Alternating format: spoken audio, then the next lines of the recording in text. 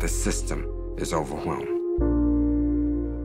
You could easily have on your calendar as many as 120 cases to be heard in an 8-hour span.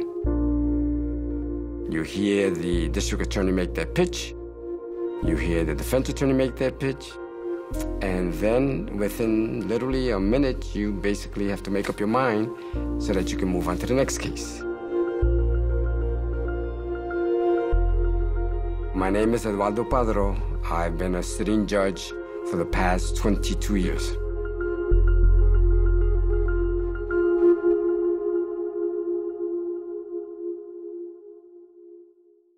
There are the easy cases where you're going to release where people are arrested on minor things or they're well-rooted, they've got family in the audience. At the other end, you've got people with homicides, which is very easy.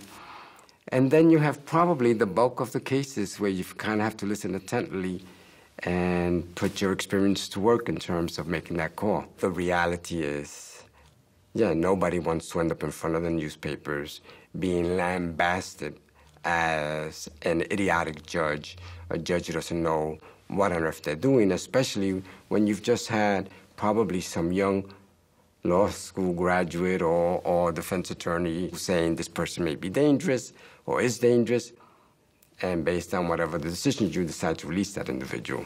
There was one case with a guy in his late 20s, and he comes in on a drug charge.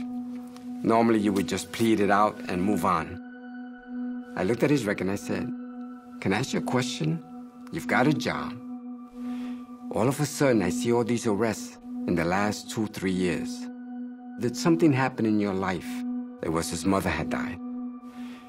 And rather than do grieving and bereavement and everything else, he turned to the drugs. On another court date, his older brother, who was in his 40s, came to court to thank me for having gone through to his brother. And he says, don't worry, Judge. He's living with me now. I got this. That's the saintly part of the conversation. I am human.